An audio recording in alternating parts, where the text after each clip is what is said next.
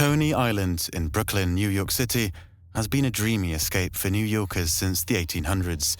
It has a very intriguing and long history as a fun and diverse entertainment hub. In 1927, a very unique and thrilling, yet dangerous and crazy roller coaster called the Cyclone was constructed.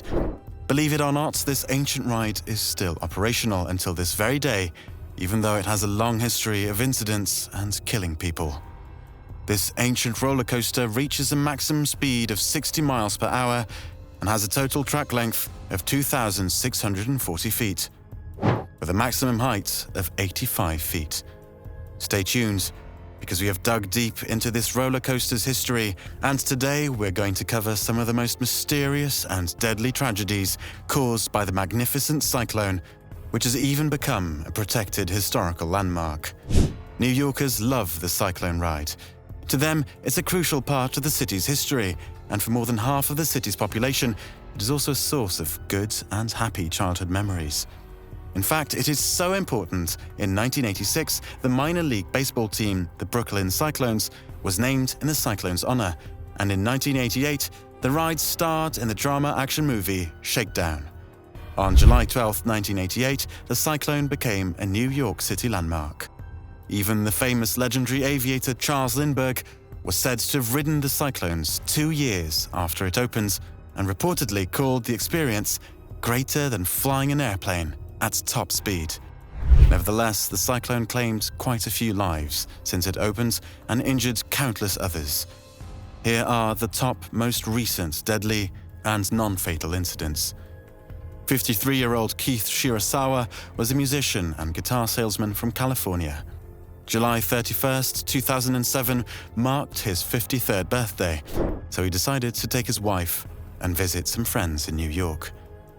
And of course, his friends insisted that he must visit the robust Coney Island and get some thrills and the adrenaline rush of his life at the Cyclone. It was a fun and joyous day for Keith until something happened while he was on the Cyclone roller coaster. The mystery in the story is that he did not fall off the ride nor hit anything, and everyone else who was with him in the same carriage came out fine. However, somehow the ride crushed a few of his vertebrae in the neck.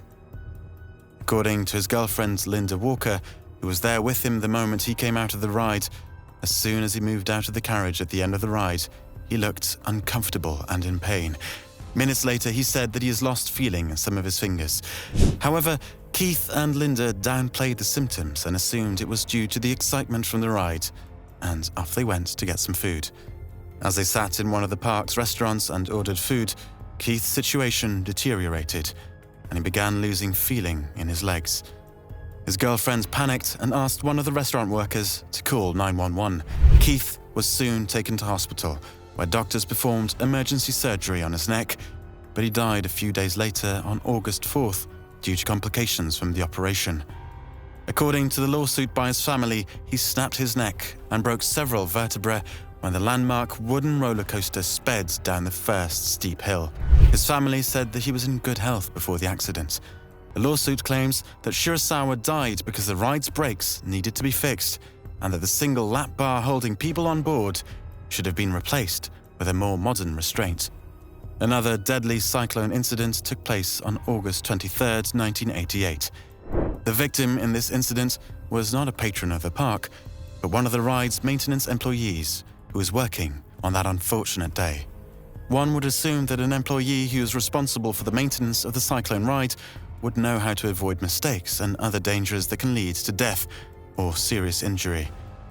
However, on that sad, horrific day, 26-year-old Peter Ellis was either planning to impress a girl by standing while taking the Cyclone ride all alone, or simply trying to win a bet. Or just maybe he felt it was safe because he was poorly trained by the park. We may never know. The incident took place during his lunch break. For some odd reason, Peter decided to take the Cyclone ride alone and to stand while it was in motion. He was ejected from the carriage and fell on a cross tie on a lower portion of the roller coaster's wooden track and died instantly.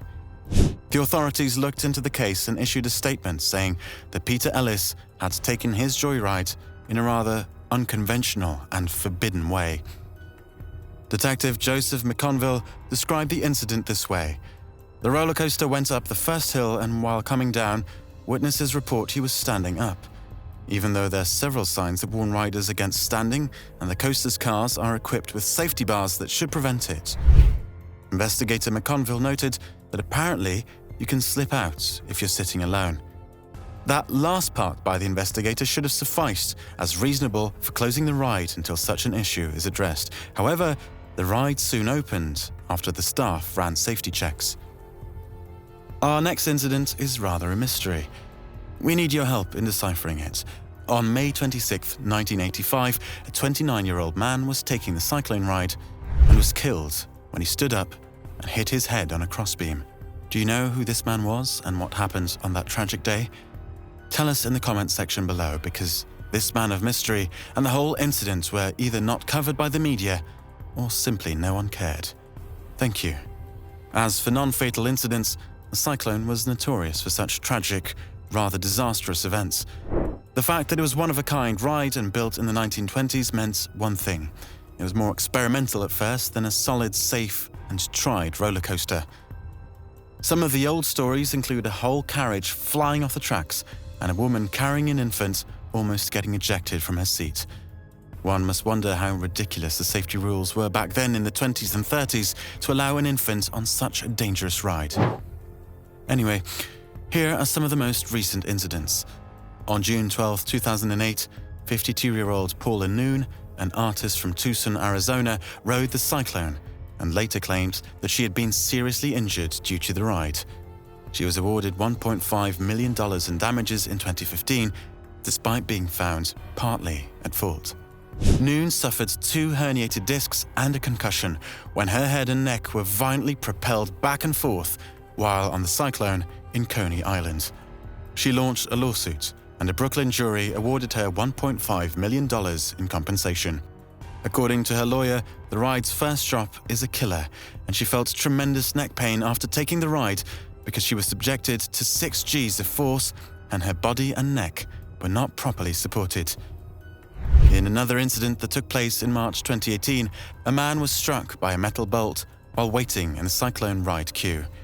Vincent Graziano's story is heartbreaking because he said after the incident that he always feared he could get hurt by the famed cyclone roller coaster, but he never imagined it would happen while he waited in line. 42-year-old Vincent was merely waiting in line and minding his business when he was struck in the neck with a large 5-inch long metal bolt that shot off the ride.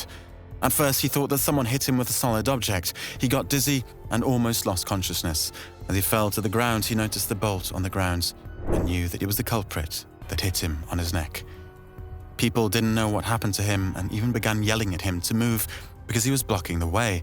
However, others knew that something was wrong, rushed to comfort him, and called an ambulance. For the next few months, Vincent suffered from consistent severe headaches and pain in the back of his neck. So, he launched a lawsuit. Have you been to the cyclone ride? Tell us about your experience and other incidents that took place and whether the park has replaced the old seat safety bars with more modern restraints. Thank you. Thank you for watching. Make sure to like, share, subscribe, and hit the bell button to get notified every time we upload a new video that will take you to the heart of the scenes and mysteries of some of the most terrifying incidents, accidents, disasters, and paranormal events from around the world.